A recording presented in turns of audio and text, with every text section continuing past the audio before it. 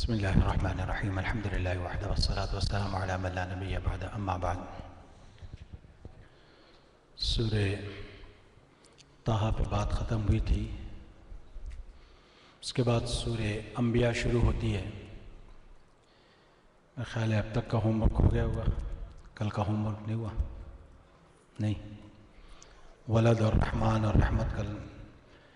چلیے انشاءاللہ پھر اور ٹائم ہے ویکنڈ پہ ایک ہلکا سا ہوم ورک اور، تاکہ جو ہے آپ لوگوں کے لیے کرنے کے لیے کچھ رہے، ورنہ لوگ کہتے ہیں کہ بھئی یہاں کچھ ہے ہی نہیں کرنے کے لیے۔ تو یہ سورہ انبیاء ہے۔ سورہ انبیاء میں اللہ تبارک و تعالیٰ نے بہت سے انبیاء کا تذکرہ فرمایا ہے ایک خاص انداز میں۔ اس میں جو ہے نا اللہ تبارک و تعالیٰ نے خاص طور پر ان لوگوں نے جس انداز میں اللہ کو پکارا ہے، اور پھر جیسے اللہ تبارک و تعالیٰ کی طرف سے ان کی دعا کی قبولیت ہوئی ہے، اس کا اللہ تبارک و تعالیٰ نے اس میں ذکر فرمایا ہے۔ ہوم ورک آپ لوگوں کے لیے یہ ہے کہ اس میں دیکھنا ہے کہ کتنے انبیاء کا نام اللہ نے ذکر فرمایا ہے۔ نام ہی اس کا سورہ انبیاء ہے، تو آپ یہ دیکھ کے آئیں کہ کتنے انبیاء کا اس میں ذکر آیا ہے۔ ایک بات میں وضاحت کے ساتھ بتا دوں کہ یہ ہم سارے جو ہے نا شیخ گوگل کے مرید ہیں۔ اس کا فائدہ نہیں ہے، وہ تو کوئی بھی دیکھ سکتا ہے، چھوٹا بچہ بھی بتا دے گا آپ سے پہلے۔ یہ میرا مقصد نہیں ہے۔ میرا مقصد یہ ہے کہ ہمارا کوئی تعلق قائم ہو قرآن سے، تھوڑا قرآن کھولیں، کچھ دیکھیں، گنیں، کچھ تھوڑی دیر پڑھیں، یہ مقصد ہے۔ ورنہ ون کلک اوے، یہ مقصد نہیں ہے کسی بھی۔ اس میں یاد رکھیں کہ یہ جو میں آپ سے کبھی سوال کر لیتا ہوں تو اس کا یہ مقصد نہیں ہے کہ آپ جو ہے گوگل کے ذریعے لا کے مجھے بتا دیں۔ تو خیر، تو یہ چونکہ اس کے اندر بھی اگر آپ دیکھیں گے تو اللہ تبارک و تعالیٰ نے سیدنا ابراہیم علیہ السلام کا واقعہ بیان فرمایا ہے، اور یہاں جو واقعہ اللہ تبارک و تعالیٰ نے سورہ ابراہیم علیہ السلام کا بیان فرمایا ہے، اس کا پہلو وہ ہے کہ جو آپ کو بلایا گیا تھا ان کے میلے میں آنے کے لیے، لیکن آپ نے عذر کر دیا، پیچھے رہ گئے، اور ان کے واپس آنے تک سیدنا ابراہیم علیہ السلام نے ان کے سارے بتوں کو توڑ دیا، اور توڑ کر ان کا جو سب سے بڑا بت تھا اس کے ہاتھ میں جو ہے نا ہتھوڑا دے دیا۔ اب لا محالہ کیا ہوا کہ جب وہ لوگ واپس آئے اور آ کر ان لوگوں نے پوچھا کہ بھئی یہ کس نے کیا، کیسے ہوا، کیا ہے، تو ان لوگوں نے جو ہے نا آپس میں تذکرہ کیا۔ فَتًى يَذْكُرُهُمْ يُقَالُ لَهُ ابراہیم، انہوں نے کہا کہ بھئی لگتا ہے کہ ابراہیم نام کا کوئی ہے یہاں پہ، وہ اس طرح کی باتیں کرتا تھا، کبھی کچھ کبھی کچھ کبھی کچھ، لگتا ہو نہ ہو یہ اسی کا کام ہے، يُقَالُ لَإِبراہیم۔ اب جب یہ بات آئی، ابراہیم علیہ السلام کا نام آیا، تو ان لوگوں نے کہا کہ بھئی اچھا تو ابراہیم کا معاملہ ہے تو بلاؤ اس کو، اور ابراہیم کو بلاؤ اور ہمارے بتوں کی مدد کرو۔ یعنی اب دیکھیں کہ بتوں کی مدد کے لیے ابراہیم علیہ السلام کو بلایا گیا دربار میں، پوچھا گیا کہ بھئی کیا معاملہ ہے، کیا ماجرا ہے۔ تو حضرت ابراہیم علیہ السلام نے ان سے یہ پوچھا گیا، من فعل هذا بآلہتنا یا ابراہیم، یہ کس نے کیا ہمارے بتوں کے ساتھ، ابراہیم بتاؤ۔ تو ابراہیم علیہ السلام نے کیا جواب دیا؟ بل فعل، فرمایا بل فعل، کیا ہوگا جس نے بھی کیا ہوگا۔ کیسے انداز اختیار فرمایا، دیکھیے، بل فعل، کیا ہوگا جس نے بھی کیا ہوگا۔ کبیرہم ھذا فاسألوہم ان کانوا ینطقون، آپ نے فرمایا کہ یہ ان کا سرغنہ ہے، یہ ان کا سردار ہے، اس سے پوچھو۔ کبیرہم ھذا فاسألوہم، اس سے پوچھو تم، ان کانوا ینطقون، اگر یہ بات کر سکتے ہیں۔ فرجعوا الی انفسہم فقالوا انکم انتم الظالمون، تو ابراہیم علیہ السلام نے گویا کہ ایسا داؤ دیا ان کو کہ بالکل وہ سارے ان کے چاروں خانے چت ہو گئے۔ تو یہ ابراہیم علیہ السلام کی زندگی بڑی عجیب ہے، عجیب عجیب واقعات اللہ تبارک و تعالیٰ نے ان کے بیان فرمائے ہیں۔ ایک واقعہ ان کا جو ابھی گزرا ہے کس میں، سورہ مریم میں، وہاں پہ اللہ تبارک و تعالیٰ نے ان کے واقعے کا دوسرا پہلو بیان فرمایا کہ جس طریقے سے آپ نے اپنے والد کو دعوت دی توحید کی اور اپنے والد کو بلایا، قال یا ابت لم تعبد ما لا يسمع ولا يبصر ولا يغني عنك شيئا۔ ایک بات یاد رکھیں، جب ابراہیم علیہ السلام جب دعوت دیتے ہیں، آپ کی دعوت بڑی پاورفل ہوتی ہے، بڑی لاجیکل ہوتی ہے، ایسی لاجک کے ساتھ آپ دعوت دیتے ہیں کہ سامنے والے کو جواب کا کوئی موقع نہیں ہوتا۔ ایسی حضرت ابراہیم علیہ السلام۔ لیکن ابراہیم علیہ السلام نے جو اس میں پہلو اختیار کیا ہے وہ ہمیں دیکھنے کا ہے، اس سے ہمیں سیکھنے کا ہے، وہ یہ کہ ایک باپ کو دعوت دی جا رہی ہے۔ کون دعوت دے رہا ہے؟ بیٹا، اور بیٹا یہ توحید، یہ موحد ہے، توحید کا ماننے والا ہے، اور باپ مشرک ہے، نہ صرف مشرک بلکہ بت گر بھی ہے، بتوں کو بناتا بھی ہے، بتوں کو تراشتا بھی ہے، بتوں کو بیچتا بھی ہے، ایسے باپ کو جو ہے نا، ایسا عظیم موحد وہ دعوت دے رہا ہے۔ لیکن آپ نے دیکھا ہوگا، اگر یہ آیتیں آپ پڑھیں گے تو آپ کو معلوم ہوگا کہ اس پورے پہلو کے اندر کہیں بھی سیدنا ابراہیم علیہ السلام نے ادب کا دامن اپنے ہاتھ سے نہیں چھوڑا، ادب کا دامن ہاتھ سے نہیں چھوڑا۔ یہ چیز جو ہے نا ہم عموماً بھول جاتے ہیں۔ کب؟ جب کوئی تبلیغ کا موقع آئے یا کسی کو اچھی بات بتانے کا موقع آئے تو جوش میں آ جاتا ہے آدمی، جوش میں آ کر جو ہے نا پتہ نہیں ہم کیا کچھ کہہ جاتے ہیں۔ بہت سی مرتبہ یہ بھی بھول جاتے ہیں کہ بھئی کس سے بات کی جا رہی ہے، کون ہمارے سامنے ہے، ہمارا مخاطب کون ہے، آدمی یہ بھول جاتا ہے۔ کیونکہ یہ چیز ایسی ہے کہ اللہ تبارک و تعالیٰ نے سیدنا ابراہیم علیہ السلام ہی کی زبانی وہاں بھی بیان فرمائی، الذی هو یطعمنی ویسقین واذا مرضت فهو یشفین، کہ اللہ تبارک و تعالیٰ کا وہ تعارف کرا رہے ہیں حضرت ابراہیم علیہ السلام، اور کہا کہ بھئی وہی ہے جو مجھے کھلاتا ہے، پلاتا ہے، اور جو مجھے زندگی دیتا ہے۔ اور اس کے بعد آپ فرماتے ہیں کہ وَإِذَا مَرِضْتُ فَهُوَ يَشْفِينِ، اور جب میں بیمار ہو جاتا ہوں تو وہ شفا دیتا ہے۔ یہاں پہ یہ بھی کہہ سکتے تھے وہ مجھے بیمار کرتا ہے، وہ مجھے شفا بھی دیتا ہے، آپ نے یہ نہیں کہا، تعبیر بدل دی، فرمایا کہ وَإِذَا مَرِضْتُ، اور جب میں بیمار ہوتا ہوں تو پھر وہ مجھے شفا دیتا ہے۔ کہ دیکھیں کیسا ادب ہے یہ سیدنا ابراہیم علیہ السلام کا۔ یہ جب ادب کے اوپر بات آتی ہے تو بہت سے ایسے واقعات ہوتے ہیں، بہت سی ایسی چیزیں ہوتی ہیں، رات دن ہم بھی دیکھتے ہیں کہ ہماری کمیونٹی کے اندر بھی کئی چیزوں میں ہم آپس میں اختلاف ہوتا ہے، بہت سی چیزیں ہوتی ہیں انسان کی، اور یہ جب ایک ساتھ رہتے ہیں نا، یہ جو انسان کو اللہ تبارک و تعالیٰ نے بنایا ہے یہ سوشل اینیمل ہے، جیسے ہم کہتے ہیں کہ سوشل اینیمل۔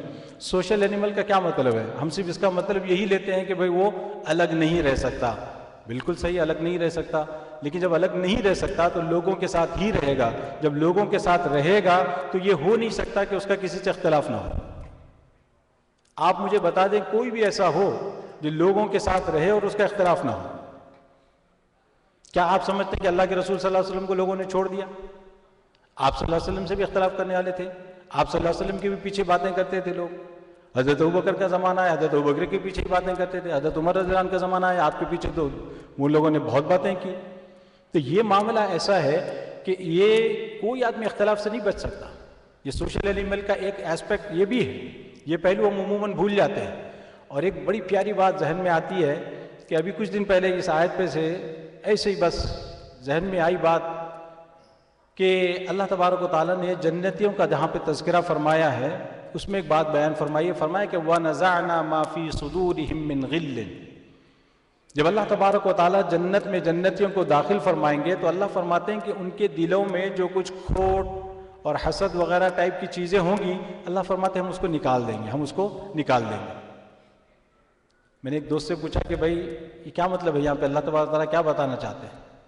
تو اس نے فوراً جواب دیا کہ کہا کہ بھائی نہیں، چونکہ وہاں پہ ایک سے زیادہ بیویاں ہوں گی، اس وجہ سے اللہ نے کہا کہ بھائی آپس میں کچھ نہ کچھ چلتی رہے گی، اس لیے اللہ تبارک و تعالیٰ دل کی صفائی کر دیں گے۔ میں نے کہا بھائی واہ، یعنی برجستہ اس نے جواب دیا بغیر سوچے۔ تو میں جو ہے پھر میں نے اس کو بتایا کہ بھائی ہو سکتا ہے تمہارا جواب ایک حد تک درست ہو، لیکن بات اصل یہ ہے کہ جو ذہن میں میرے بات آئی وہ یہ، کیونکہ اللہ تبارک و تعالیٰ نے انسان کو سوشل بنایا ہے اور دوسروں کے ساتھ رہتا ہے، تو ایک دوسرے سے جب ملتا ہے انسان تو یہ کچھ نہ کچھ کہیں نہ کہیں کھوٹ آنی ایک لازمی اور فطری بات ہے، فطری بات ہے۔ اب اصل چیلنج یہی ہے کہ آپ اس کھوٹ کے بعد، اس اختلاف کے بعد آپ ڈیلنگ کیسے رکھتے ہیں آگے، آپ کیسا معاملہ کرتے ہیں آگے، یہ اصل سوال ہے، یہ اصل چیلنج ہے ہمارے لیے، اور یہی وہ اسٹرینتھ ہے جو کمیونٹیز کے اندر ہونی چاہیے، اور اسی کا فقدان ہے جس کی وجہ سے ہم دیکھتے ہیں کمیونٹیز کے اندر کیا ہوتا ہے کہ ہر تھوڑے دن کے بعد ایک نئی مسجد وجود میں آ جاتی ہے۔ کیوں؟ عموماً آپ دیکھ لیں مساجد جو وجود میں آ رہی ہیں، ایک اچھی چیز بھی ہے ماشاءاللہ، اس کا اچھا پہلو بھی ہے، مجھے اس سے انکار نہیں ہے، لیکن حقیقت یہ ہے کہ اگر آپ دیکھیں کہ کتنی مساجد ہیں جو آپ کو ملے گی، کس بنیاد پہ بنتی ہیں، کس بنیاد پہ بنتی ہے مساجد؟ میری اس سے نہیں بنتی، میری فلانی کمیٹی سے نہیں بنتی، میری بورڈ والوں سے نہیں بنتی، میری فلانے سے نہیں بنتی۔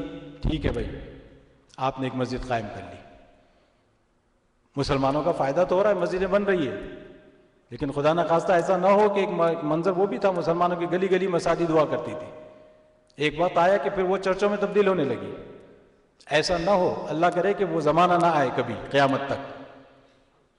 ہم تو جو دیکھ رہے ہیں وہ یہ کہ چرچیں مساجد میں تبدیل ہو رہی ہیں، اللہ کرے ایسے ہی ہوتا رہے۔ لیکن مسئلہ یہ ہے کہ اگر آپ غور کریں کہ یہ موٹیو ہمارا کیا ہوتا ہے، کس بنیاد پہ یہ مساجد بن رہی ہیں، اس پہ اگر آپ غور کریں تو بہت دور نہیں ہے وہ منظر، جس کی نظر ہے وہ دیکھ سکتا ہے۔ اللہ ہم سب کو اس سے محفوظ رکھے۔ تو میں بات یہ کر رہا تھا کہ اختلاف جو ہے ہونا کوئی یہ غلط بات نہیں ہے، اختلاف کو ہونا ایک فطری بات ہے، فطری امر ہے، فطری چیز ہے، لیکن اختلاف کو آپ کیسے ڈیل کرتے ہیں یہ ہے وہ چیز جو اصل جاننے کی ہے۔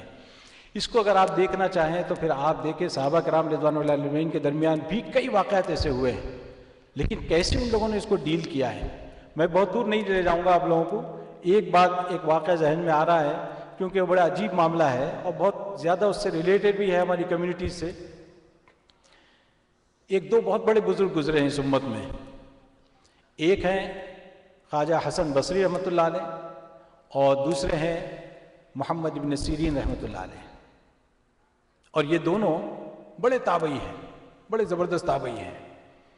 اور محمد ابن سیرین رحمۃ اللہ علیہ تو یہ حضرت ابو ہریرہ کے داماد بھی، اور خواجہ حسن بصری رحمۃ اللہ علیہ سیدہ ام سلمہ رضی اللہ تعالیٰ عنہ کے گود میں پلے ہیں۔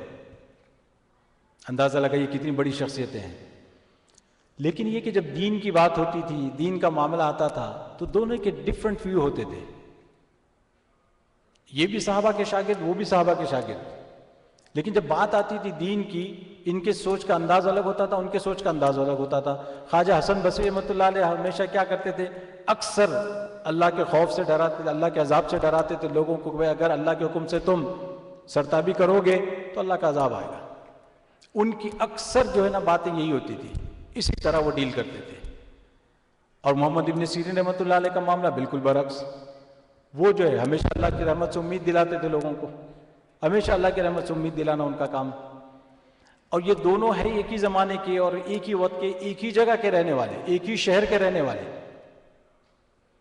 اور بڑا زبردست ان دونوں کے درمیان آپس میں جو ہے نا اس اعتبار سے اختلاف ہوتا تھا۔ شاگرد آپس میں جو ہے نا کہتے ہیں بھئی یہ ان کے ہیں، اچھا یہ پارٹی کا ہے آدمی تھوڑا سا، یہ اچھا اس پارٹی کا ہے، تو وہ آپ خود ہی دیکھ کے فیصلہ کر لیتے تھے یہ کس قسم کے ہیں۔ اگر آپ ان کے شاگرد ہیں تو اس پارٹی کے ہو گئے، اس گروپ میں چلے گئے، اور ان کے شاگرد ہیں تو اس پارٹی کے ہو گئے۔ تو یہ محمد ابن سیرین اور حسن بصری رحمۃ اللہ علیہ کا میں اس وجہ سے ذکر کر رہا ہوں کہ آگے چل کر مجھے ان دونوں کی زندگی سے ایک واقعہ آپ کے سامنے ذکر کرنا ہے۔ ہوا یہ کہ آگے چل کر جیسا کہ آپ کو معلوم ہے کہ ہماری اس امت کا ایک بڑا عالمیہ ہے حجاج بن یوسف، اب جانتے ہوں گے وہ بھی اسی زمانے میں تھا۔ حجاج بن یوسف یہ جو ہے بڑے بڑے علماء کا دشمن، کئی اس نے جو ہے نا تابعین کو قتل کیا، بڑے بڑے علماء کو، بڑے بڑے مشائخین کو قتل کیا حجاج بن یوسف۔ آپ تاریخ سے واقف ہیں، میں تاریخ نہیں دہرانا چاہتا آپ کے سامنے۔ ہوا یہ کہ حجاج بن یوسف سے کچھ اختلاف ہو گیا حسن بصری کا، تو حجاج نے جو ہے نا وارنٹ جاری کر دیا کہ بھائی پکڑ کے لاؤ، حسن بصری کو پکڑ کے لاؤ۔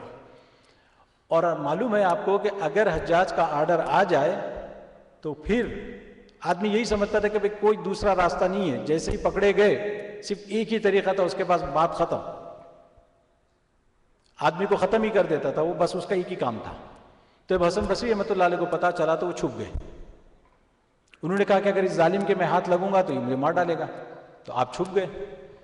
اب چھپ گئے تو پتہ چلا کہ بھائی اچھا لمبا عرصہ چھپ گئے، کیونکہ اس کے سامنے ہی نہیں آیا۔ اس زمانے میں تو ایسے سیٹلائٹ وغیرہ تھے نہیں کہ آپ ڈال کے دیکھ لیں کہاں بیٹھا ہے بندہ، وہ کچھ ہوتا نہیں تھا اس زمانے میں، کوئی بتائے تبھی جا کے معلوم ہوتا تھا بھائی وہ فلاں گھر میں ہے یا فلاں جگہ ہے۔ تو ہوا یہ کہ حسن بصری رحمۃ اللہ علیہ چھپے رہے، اور اس زمانے میں اسی دوران کیا ہوا کہ آپ کی بیٹی کا انتقال ہو گیا، حسن بصری رحمۃ اللہ علیہ کی بیٹی کا انتقال ہو گیا۔ اب آپ اندازہ لگائیں ان کی بیٹی کا انتقال ہو گیا تو باہر نکل کے آئیں گے، لیکن مسئلہ یہ کہ اپنی موت کی بھی تو بات ہے، اپنی زندگی کا مسئلہ ہے، آپ چھپے رہے۔ آپ کو اطلاع دی گئی، اور آپ کو اطلاع دینے والے کون تھے؟ ایک بہت بڑی شخصیت، بہت عظیم شخصیت تھی ثابت بنانی رحمۃ اللہ علیہ کے نام سے۔ اور یہ ثابت بنانی رحمۃ اللہ علیہ کون تھے؟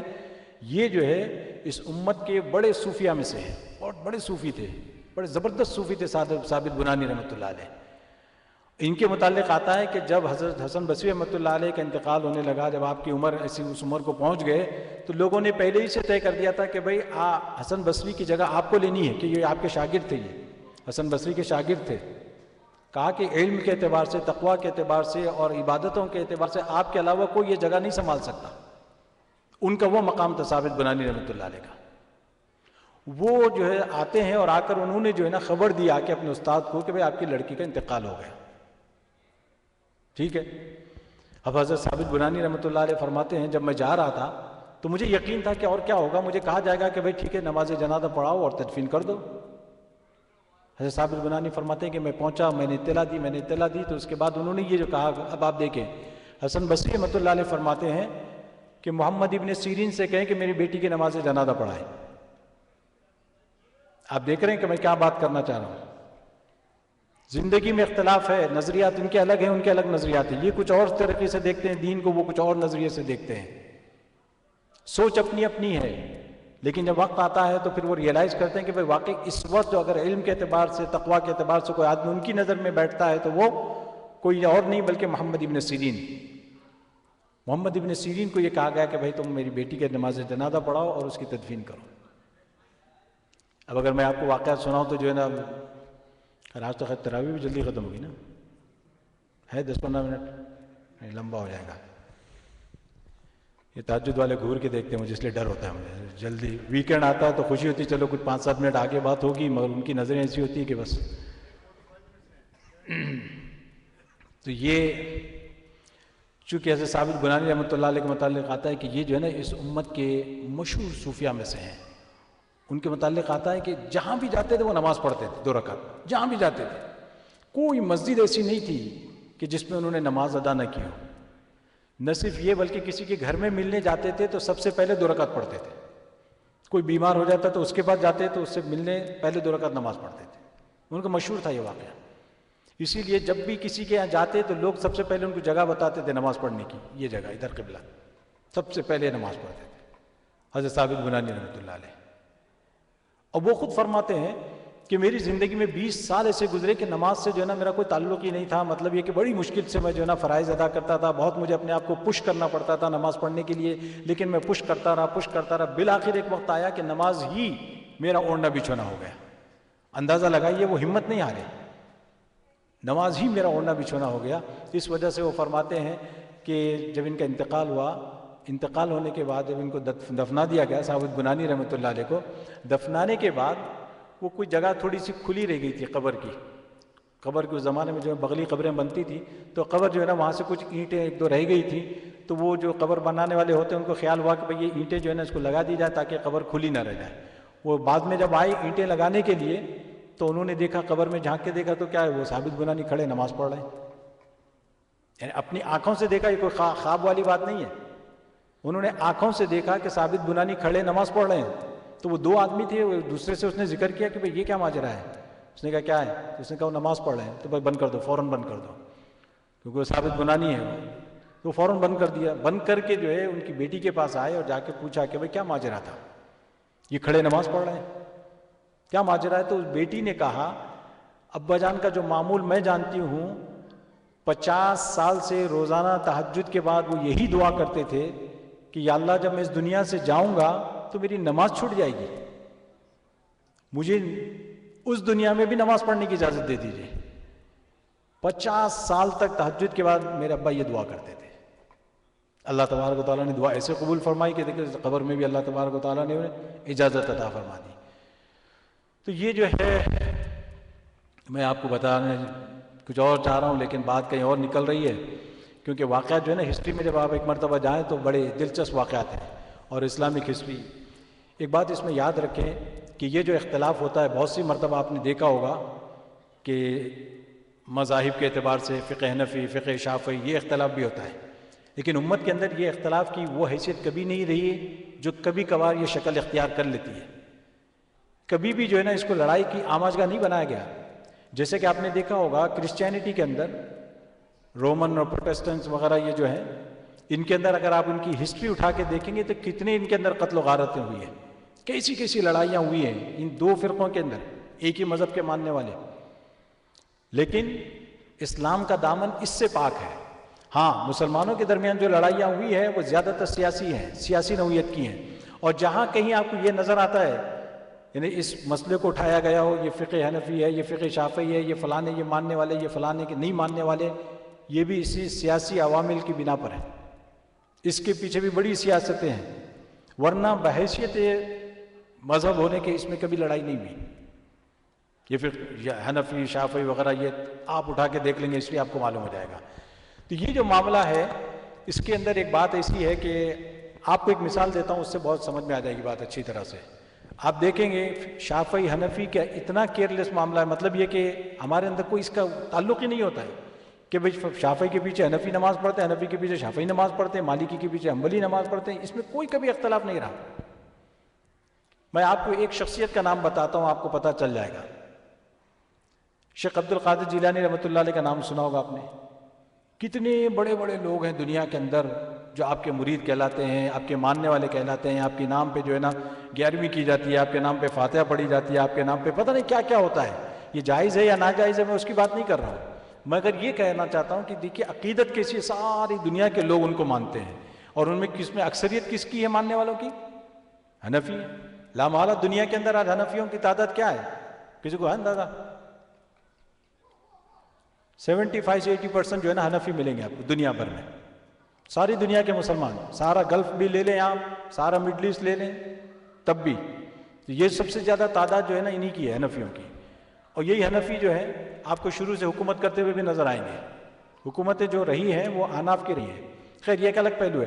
تو یہ جو میں بات کر رہا تھا اس میں امام عبد القادر جیلانی رحمۃ اللہ علیہ کے ماننے والے یہ حنفی ہیں، لیکن خود امام یعنی عبد القادر جیلانی رحمۃ اللہ علیہ یہ کیا تھے؟ یہ حنبلی تھے، یہ حنبلی تھے، لیکن کسی کو پتا بھی نہیں کہ یہ کیا تھے۔ آپ کے علم کی وجہ سے، آپ کے تقوی کی وجہ سے ایسی ایک دو نہیں ہزاروں مثالیں ہمارے پاس موجود ہیں۔ اس کو کبھی بنیاد نہیں بنایا گیا۔ نہ صرف یہ تو یہ بلکہ ہم نے اپنے اکابرین کی جو تاریخ پڑھی ہے ماضی قریب کی، بہت زیادہ دور کی نہیں، ماضی قریب کی جو تاریخ پڑھی ہے اس کے اندر بھی یہ چیز ملتی ہے۔ شاہ عبد العزیز رحمۃ اللہ علیہ کا نام آپ نے سنا ہوگا، شاہ ولی اللہ صاحب رحمۃ اللہ علیہ کے بیٹے، آزادی کے اندر جن کا اتنا بڑا رول ہے۔ ان کے متعلق آتا ہے کہ ان کے ایک دوست تھے بچپن کے ایک دوست تھے، تو شاہ عبد العزیز رحمۃ اللہ علیہ کے پاس ایک کنواں تھا، پانی کا کنواں، اس زمانے میں پانی وغیرہ لینے کے لیے ان کے دوست بھی وہاں پہ آتے تھے، اور جب وہ آتے تھے صبح پانی لیتے تھے اپنا کنویں سے، پانی نکالنے کے بعد وہ کیا پانی جو ہے نا ان کے سر پہ ڈالتے۔ ایک ان کا خاص طریقہ کار ہے، وہ ہندو جو پوجا کرتے ہیں اپنی، سورج کی طرف کھڑے ہو کے جو ہے نا پانی ڈالتے ہیں اور اس کو طرح یہ بھی وہی کرتے تھے۔ اور یہ جو ہے نا ان کے دوست تھے، روزانہ آتے تھے، روزانہ آ کے وہاں سے پانی لیتے تھے۔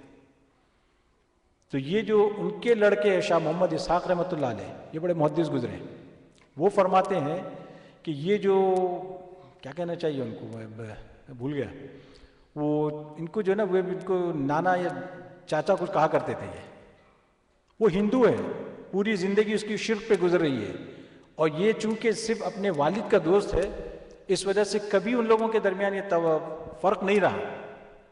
اور اسی طریقے سے مولانا قاسم صاحب نانوتوی رحمۃ اللہ علیہ جنہوں نے دارالعلوم دیوبند قائم کیا، ان کے متعلق آتا ہے کہ ان کا بھی ایک ایسے ایک دوست تھے بچپن سے، اور ان کے جو دوست تھے وہ بھی ایسے ہی بالکل داڑھی واڑی کچھ نہیں، نمازیں کچھ نہیں ہے، بالکل یعنی آزاد قسم کے، لیکن بڑی گہری دوستی دونوں کی، بڑی گہری دوستی۔ یعنی میں بتانا چاہ رہا ہوں کہ یہ جو ہم کو کبھی ہوتا ہے کہ بھائی اگر ہم تھوڑا سا دین کو فالو کرنے لگ جائیں یا دین پہ چلنے لگ جائیں تو دوسروں کو جو ہے نا ہم گرانے لگ جاتے ہیں کہ بھائی دیکھو یہ آدمی کیسا ہے، اس کا فلانا نہیں ہے، اس کا یہ نہیں ہے، اس کا وہ نہیں ہے، یہ نہیں کرتا، یہ وہ نہیں کرتا، یہ ہمارے معیار پہ نہیں اترتا، تو پھر اس کا مطلب ہے کہ یہ مسلمان ہی نہیں ہے۔ یہ ہماری فیلنگ ہو گئی ہے۔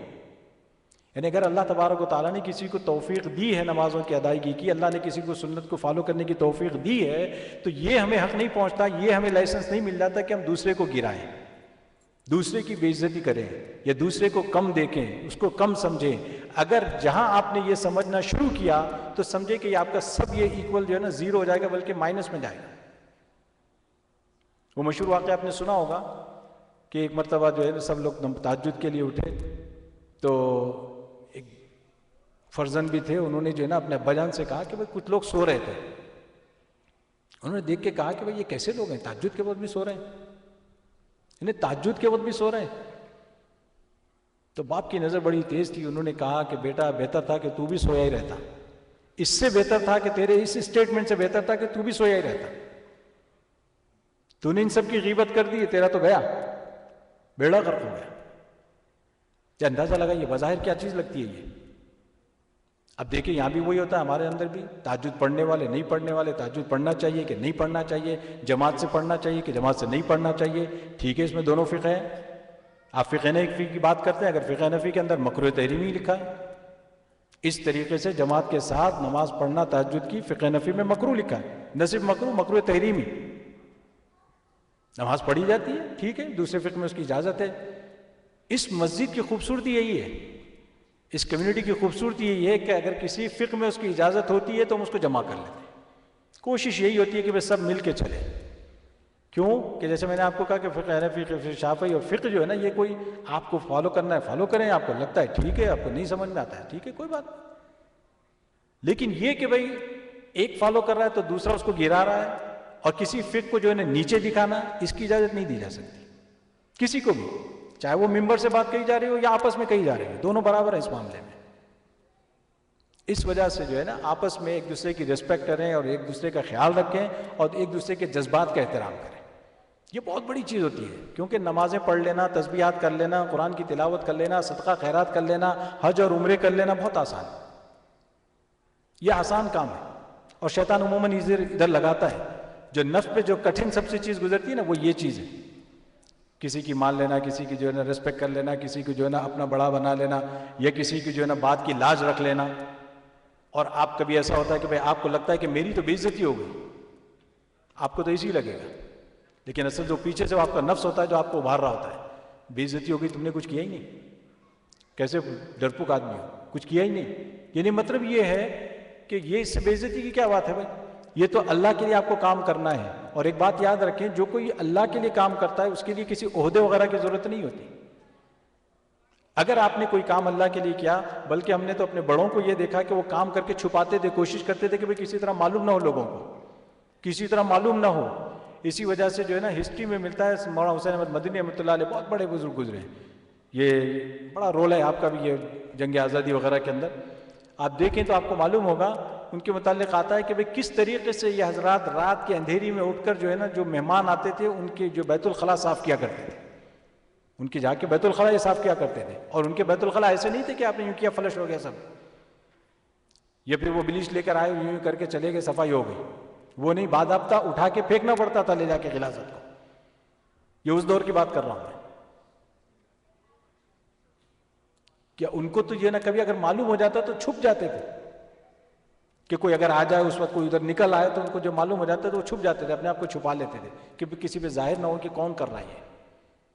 تو اصل تو یہ ہے کام، اصل طریقہ تو یہ ہے، ہم سب کو جو ہے نا ایک ہو کر مل کر جو ہے نا اس طریقے سے کام کرنا ہے کہ کبھی جو ہے نا یہ چیز سامنے نہ آئے۔ اگر کسی کا کوئی اختلاف ہو تو آپس میں ایک دوسرے سے بیٹھ کے بات کر لیں، بجائے اس کے کہ جوش میں آئیں، جذبات میں آئیں، یا دوسروں کو اس بات پہ ابھاریں کہ بھائی کچھ ہونا چاہیے، کچھ کرنا چاہیے۔ یہ طریقہ کار نہیں ہوتا۔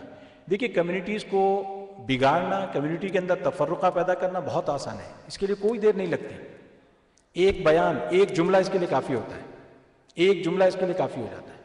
لیکن کمیونٹیز کو ملانا اور ملائے رکھنا یہ اصل چیلنج ہوتا ہے، اور کمیونٹیز کو ملائے رکھنے کے لیے کبھی ایسا ہوتا ہے کہ انڈیویجولز کو اپنے آپ کی قربانی دینی پڑتی ہے، پورے طور پر اپنے آپ کو مٹا دینا پڑتا ہے، ختم کر دینا پڑتا ہے۔ اللہ تبارک و تعالیٰ سے دعا کہ اللہ تبارک و تعالیٰ مجھے اور آپ کو تمام مسلمانوں کی اس کے توفیق عطا فرمائے۔ وآخر دعوانا الحمدللہ۔